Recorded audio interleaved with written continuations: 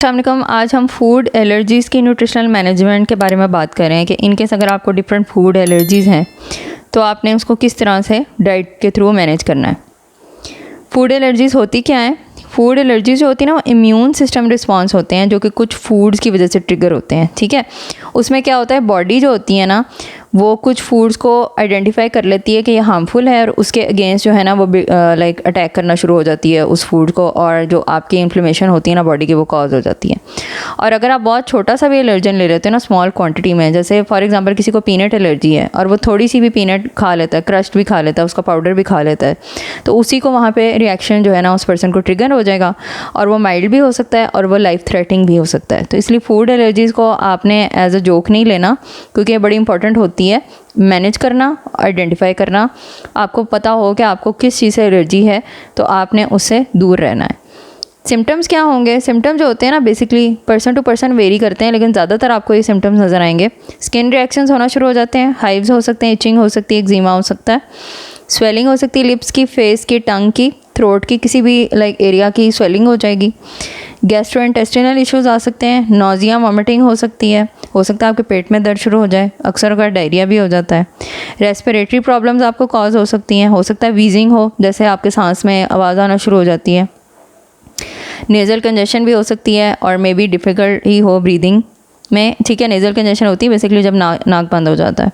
Anaphylaxis भी हो सकता है जो कि severe potentially life threatening reaction होता है, उसमें फिर इमरजेंसी ट्रीटमेंट आपको देना पड़ता है, फ़ौरन हॉस्पिटलाइजेशन ज़रूरी होती है।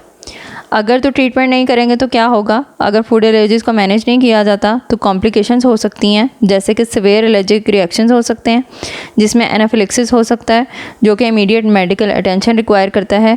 खुदा न खास्ता अगर ये ट्रीट नहीं होता तो इसमें पर्सन की डेथ भी हो सकती है। क्रॉनिक इन्फ्लेमेशन जो है, रिपीटेड एक्सपोजर होगा ना एलर्जेंस को, तो उसमें क्या होगा कि इन्फ्लेमेशन ऑनगोइंग आपकी बॉडी में चलती रहेगी। ठीक है, न्यूट्रिशनल डेफिशिएंसीज आ सकती हैं अगर आप सर्टन फूड जो है अवॉइड करते रहो और आपने प्रॉपर उसका ऑल्टरनेटिव कोई नहीं देखा, और जो न्यूट्रिएंट्स आपको उस फूड में से मिल रहे थे जिसको लेके आप एलर्जिक हो, ठीक है, तो उसमें ऑटोमेटिकली फिर आपको एसेंशियल न्यूट्रिएंट्स की डेफिशिएंसी आने लग जाएंगी। जैसे लैक्टोज इंटॉलरेंस वाले जो लोग होते हैं, अब वो दूध नहीं पी रहे तो उन्होंने अपनी जो दूध से मिलने वाले न्यूट्रिएंट्स हैं वो कहीं और से तो पूरे करने हैं ना। तो इसी तरह से किसी भी पर्सन को किसी इंपॉर्टेंट फूड से एलर्जी है तो उसने अपनी उस फूड की रिक्वायरमेंट किसी और फूड से पूरी करनी होती है। ओके जी, मेंटल हेल्थ इशू आपको आ सकता है, एंजाइटी हो सकती है फूड के इर्द गिर्द, स्पेशली सोशल सिचुएशन में, और उससे क्या होगा कि आपकी क्वालिटी ऑफ लाइफ काफ़ी इंपैक्ट होगी और मेंटल वेलबींग भी। ट्रिगर्स क्या है और उनको मॉनिटर किस तरह से करना है? फूड एलर्जीज़ जो होती है ना वो आइडेंटिफाई करना और अवॉइड करना ट्रिगर का बड़ा ज़रूरी होता है। उसमें भी आप एलर्जी जर्नल जो है वो एक रखोगे, उसमें आप रिएक्शंस अपने नोटिस करोगे, डाइटरी पैटर्न्स देखोगे, ताकि आप जो है ना अपने एलर्जी जो है इफेक्टिवली मैनेज कर सको। इससे फिर आपको भी फ़ायदा होगा और आपका जो भी हेल्थ केयर प्रोवाइडर आपके साथ वर्क करे ना वो उसको भी फ़ायदा होगा, उसको भी पता होगा कि भाई किस टाइम पर किस फूड से आपको क्या इशू हुआ। ओके जी, इंपॉर्टेंट एलिमेंट्स आपने कौन से ट्रैक करने हैं? Symptoms, duration, severity of reactions आपने इंक्लूड करनी है। कौन से फूड थे जिसकी वजह से रिएक्शन हुआ? एनवायरमेंटल और इमोशनल फैक्टर्स क्या थे, क्योंकि ज़रूरी नहीं है कि आपको फूड की वजह से रिएक्शन हुआ हो। समटाइम्स एनवायरमेंटल या इमोशनल फैक्टर जो होता है, स्ट्रेस जैसे फॉर एग्जांपल, उसकी वजह से भी सेवेरिटी सिम्टम्स भी आ सकती है और हो सकता है उसकी वजह से आपको एलर्जी हो। जैसे कि अक्सर IBS में ही होता है कि जब एंजाइटी ट्रिगर होती है तो उसी के जो आफ्टर इफेक्ट्स होते हैं, जो हार्मोनल इफेक्ट्स होते हैं एंजाइटी के, उसी की वजह से ही आपकी इंटेस्टाइन स्वेल होना शुरू हो जाती है, उसमें इन्फ्लेमेशन होना शुरू हो जाती है। ठीक है, तो इसलिए कंफर्मेशन करने के लिए कि क्या आपको फूड एलर्जी ही है, थोड़ा बहुत उसको मॉनिटर करना ज़रूरी होता है। डाइट थेरेपी क्या होगी फूड एलर्जीज़ के लिए? बेसिकली हमने ट्रिगर फूड जिसमें एलिमिनेट करने होते हैं, ठीक है, और इंश्योर करना होता है कि जो न्यूट्रिशनल बैलेंस है वो आपका मेंटेन्ड है, और एक्सीडेंटल एक्सपोजर जो है उसको हमने अवॉइड करना है। की डाइटरी रिकमेंडेशंस क्या हैं?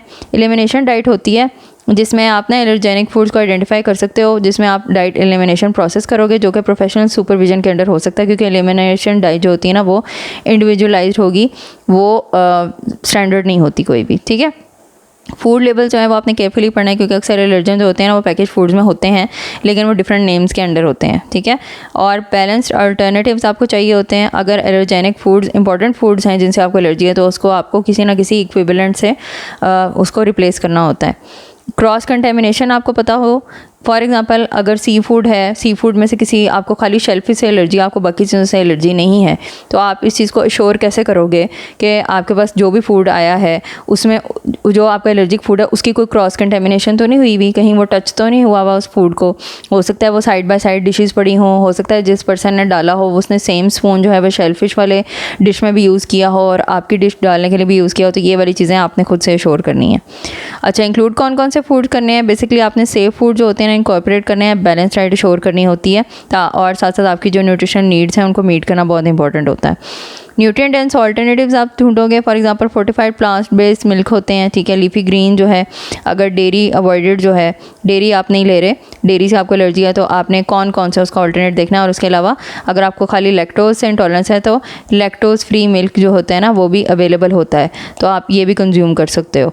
एंटी इन्फ्लेमेटरी फूड जो है वो आप berries, leafy greens, fatty fish जो होती है वो आप इन्फ्लेमेशन को मैनेज करने के लिए यूज़ कर सकते हो, और जो एलर्जिक रिएक्शन के साथ एसोसिएटेड होते हैं। अच्छा, फैटी फिश ना कुछ लोगों को इससे भी एलर्जी होती है, तो ये चीज़ आपने नोटिस करनी है, अगर आपको से जिस चीज़ से भी एलर्जी है वो अपने डाइट से एक्सक्लूड करनी होती है। फाइबर रिच फूड जो है वो कौन कौन से? फ्रूट्स, वेजिटेबल्स, होल ग्रेन्स आप लेंगे, वो एड करेंगे डाइजेशन में, और जो आपके गैस्ट्रोइंटेस्टिनल सिम्टम्स अगर एलर्जिक फूड की वजह से आ रहे हैं तो उसको रिड्यूस करने में वर्क करेंगे। फिर हेल्दी फैट्स आपने इंक्लूड करना है डाइट में, एवोकेडोज, ऑलिव ऑयल, फ्लैक्सीड जो ऑयल जो होते हैं ना, ये एसेंशियल फैटी एसिड प्रोवाइड करते हैं, स्पेशली अगर नट और फिश या एलर्जेंस है ना, तो फिर आपने सिर्फ ये चीज़ें जो है ना वो कंज्यूम करनी है, ठीक है। अवॉइड कौन कौन से फूड करने हैं? बेसिकली जो जो एलर्जेनिक फूड्स होते हैं ना, और जो साथ साथ सब्सटेंसेस होंगे जो कि ट्रिगर कर सकते हैं या वर्सन कर सकते हैं एलर्जीज़ को, ये सारे आपने अवॉइड करने हैं। कॉमन एलर्जन कौन कौन से हैं? Peanuts is a very very common allergen. Tree nuts जितने भी होंगे, dairy, egg, soy, wheat, fish and shellfish, ठीक है। तो ये सारे के सारे नाम जो है ना आपने अच्छी तरह याद कर लेने हैं, बेशक आप इसकी स्क्रीनशॉट ले लें, आपने इसको याद रखना है। ये वाले सारे फूड जो है ना आपको पोटेंशियली एलर्जी ट्रिगर कर सकते हैं, ठीक है। ओके, प्रोसेस फूड जो है वो कौन कौन से होते हैं? इनमें हिडन एलर्जन हो सकते हैं क्योंकि क्रॉस कॉन्टैक्ट हो सकता है मैन्युफैक्चर करते हुए, तो जब प्रोसेस फूड होगा वो आपने बड़ी केयरफुली इस्तेमाल करना है। किसी अच्छी कंपनी का लें क्योंकि उन्होंने इस तरह की जो होते हैं ना हैज़र्ड्स उनको मेंटेन किया होता है। आर्टिफिशियल एडिटिव जो होते हैं, कुछ आर्टिफिशियल डाइज जो होते हैं ना और प्रिजर्वेटिव्स, वो ट्रिगर भी कर सकते हैं और रिएक्शन जो है ना उसको वर्सन भी कर सकते हैं, स्पेशली जो इंडिविजुअल्स ज़्यादा सेंसिटिव होते हैं, जिनको ज़्यादा एलर्जिक रिएक्शंस होते हैं। स्पाइसी और एसिडिक फूड्स ये एग्रेवेट कर सकते हैं सिम्टम्स को, स्पेशली जिनको फूड रिलेटेड सेंसिटिविटी ज़्यादा होती हैं। कॉन्सिक्वेंसेस क्या होंगे अगर आप फॉलो नहीं करते हैं डाइट? तो उसमें क्या होगा, निगलेक्टिंग करोगे ना तो उसमें आपको ये होगा कि एक तो इंक्रीज रिस्क हो जाएगा सिवियर रिएक्शंस का, ठीक है। एक्सीडेंटल एक्सपोजर हो सकता है जो कि लाइफ थ्रेटनिंग रिएक्शन कॉज कर सकता है, जैसे एनाफिलेक्सिस की जब हमने बात की थी। न्यूट्रिशन डेफिशिएंसीज आपको आ सकती हैं, ठीक है। अप्रोप्रिएट सब्स्टिट्यूट आपको ज़रूरी होते हैं। फॉर एग्जांपल कैल्शियम जो है ना वो डेयरी एलर्जन के साथ फिर आपने कैल्शियम कहीं ना कहीं से इंक्लूड करनी है डाइट में। इसी तरह नट्स और एलर्जी है तो प्रोटीन की आपने दूसरी सोर्सेज जो है ना अपनी डाइट में इंक्लूड करनी है। क्वालिटी ऑफ लाइफ आपकी रिड्यूस होती है अगर बार बार रिएक्शंस हो रहे हैं, और एंजाइटी जो होती है फूड की वजह से होना शुरू हो जाती है। डेली लाइफ आपकी काफ़ी इम्पैक्ट होगी, सोशल एक्टिविटीज़ इम्पैक्ट होंगी, और ऑब्वियसली फिर आहिस्ता आहिस्ता आपकी मेंटल हेल्थ डिक्लाइन करती है because of these things. Impact क्या होगा फिजिकल हेल्थ पे? क्रॉनिक एक्सपोजर जो होता है ना वो लॉन्ग टर्म इन्फ्लेमेशन भी कॉज कर सकता है और आपकी इम्यून हेल्थ जो है ना उसकी वजह से डिक्लाइन हो सकती है। और आपने बेसिकली लेना क्या है, केयरफुली मैनेज डाइट आपको चाहिए होती है। मेडिकल गाइडेंस आपको बहुत लाजमी चाहिए, this is very very important. इसके बगैर आपने खुद से कोई एलर्जीज ट्रीट करने की कोशिश नहीं करनी, because you need to have a safe और हेल्दी लाइफ। तो उसमें फिर आपको जो भी एलर्जिक रिस्पॉन्स होंगे वो कोई प्रोफेशनल आपके साथ डील करेगा, नॉन प्रोफेशनल आपको इसमें कोई हेल्प नहीं कर सकता, ठीक है। हमेशा हेल्थ प्रोफेशनल के साथ काम करना चाहिए, स्पेशली जिनको एलर्जीज होती हैं, ठीक है। And personalised diet therapy required हो तो इस नंबर पे व्हाट्सएप कर दीजिएगा। I will get back to you and thank you so much for listening. अपना ख्याल रखें, अल्लाह हाफ़िज़।